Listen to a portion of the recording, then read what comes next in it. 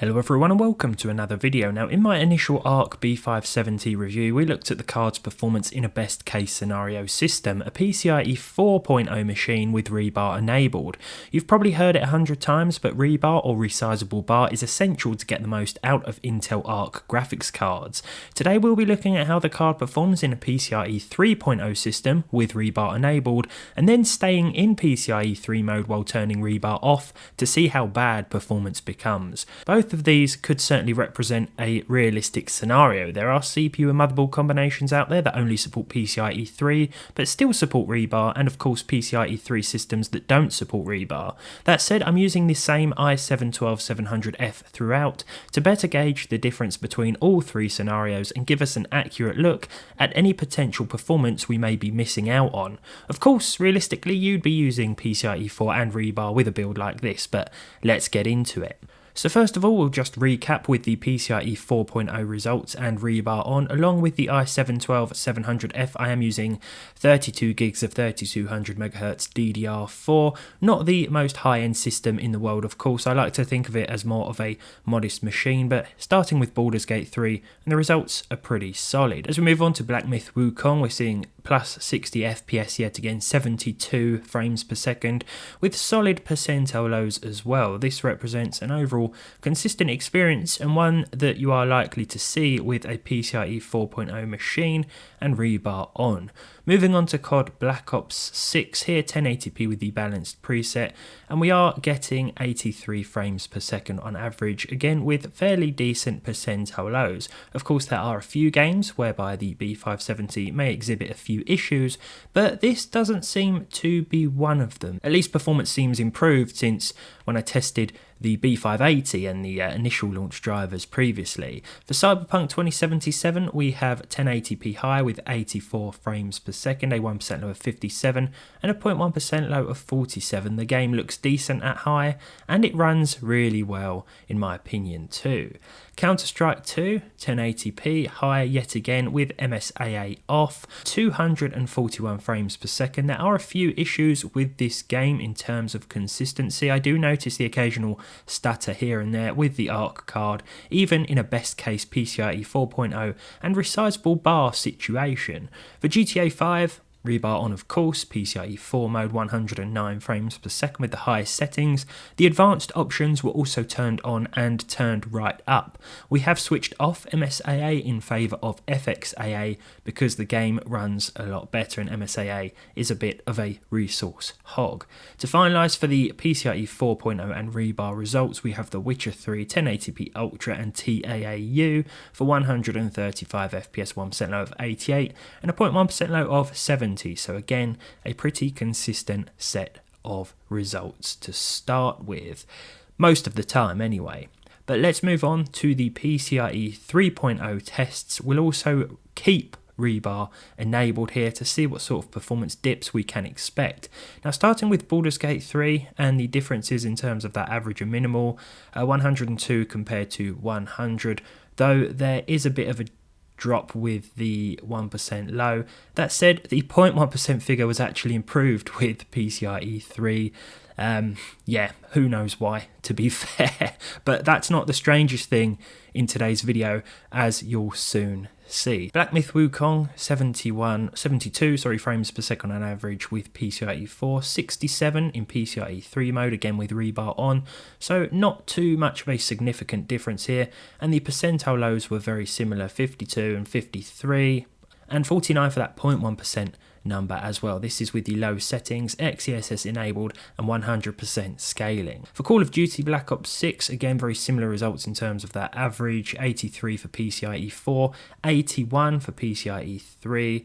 The percentile lows were also very similar, but strangely enough it seemed to be a bit smoother in terms of the 1 and 0.1% lows with the PCIe 3.0 mode. And as I said before, that's not the strangest thing I've noticed in today's video, but it is worth noting nonetheless. Cyberpunk 2077, again, similar average, the same in fact, 84 frames per second with almost identical percentile lows, 57 for the PCIe 4 setup and 56 for the identical set up with PCIe 3 enabled, that 0.1% number was exactly the same at 47. So if you're using a PCIe 3 system, then you're not really losing too much as long as you have ReBar. For Counter-Strike 2, this is where things get a bit stranger because the system seems to be a lot more consistent in PCIe 3 mode. Now this was actually taken from a custom benchmark run, these figures, but even during actual gameplay it seemed to feel smoother in PCIe 3.0 mode, which I can't quite explain why, but it just did. It felt a lot better. I'm not exactly sure why, and I tested it a few times, but it seemed to be smoother in PCIe 3 mode. GTA 5 then, we have 109 FPS in PCIe 4 mode, 108 in PCIe 3, with, again, similar percentile lows, though PCIe 4 mode came out slightly on top with 77 and 65 compared to 76 and 60 respectively. But like I said before, if you're running a PCIe 3.0 system, as long as you've got ReBar, then you shouldn't worry too much about any potential performance losses. We'll move on to the Witcher 3 before switching to the ReBar off results, and here, however, is where we do see a significant difference between the two.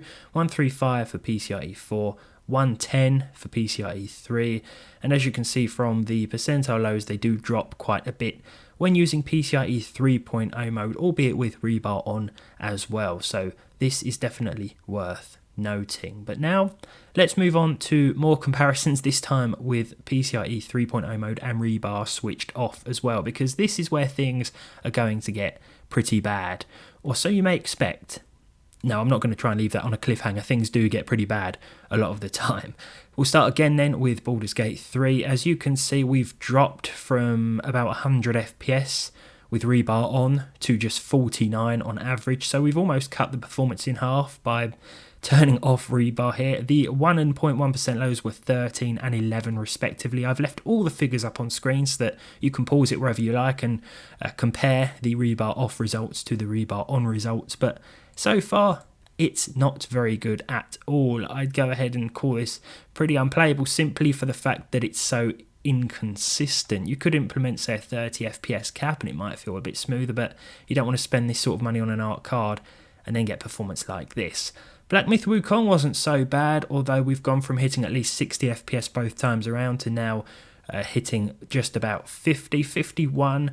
Again, the percentile lows have dropped as well to 29 and 21, so we are seeing some significant performance issues with PCIe 3 mode and ReBar off.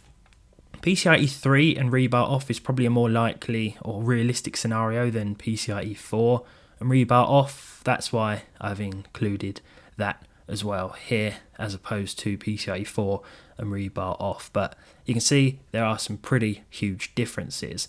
Call of Duty Black Ops 6 was also massively affected. It completely broke the game to some extent in terms of consistency, and it's going to really affect any competitive edge you may have. If you're good at this game, then you may not be for long if you're trying to run it with PCIe 3.0 and ReBar off. What I will say though is that PCIe 4 and ReBar off will also be quite bad in terms of comparing it to the other results. Like I say, I just didn't include it here due to time restraints, and of course the fact that PCIe 3 and ReBar off is a lot more of a realistic scenario. Just about scraping plus 30 though.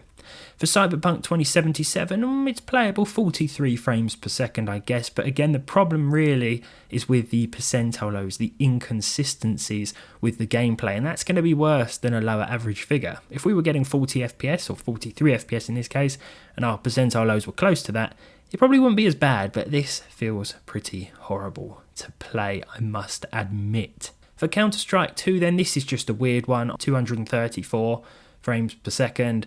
The percentile lows, of course, were significantly affected, but it wasn't as horrendous as some of the other results we've seen today. 45 FPS is that 1% low, and a 0.1% low of 11, so yeah, it was mainly with that 1% low that we noticed the biggest difference here.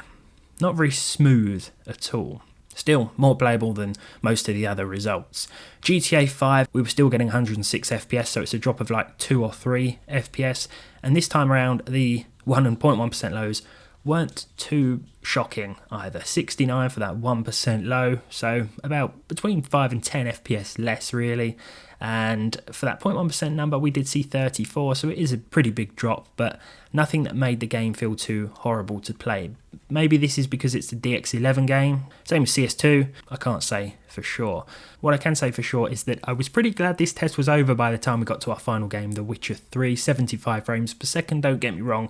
It's still playable, but we are leaving a lot of performance on the table, so I'd avoid the ARC B570 and B580, any ARC card really, if you don't have a ReBar supported system. If you're using a PCIe 3.0 system and you have ReBar, however, then yeah, you're going to get pretty solid gameplay results still. You're not going to be missing out on much, let's say, but no ReBar, and it's probably a no-go for this and the B580, along with older A750 and A770 cards, any ARC card really, as we've tested before. But there we go, let me know your thoughts down below. Thank you very much for watching, and hopefully I'll see you all again next time.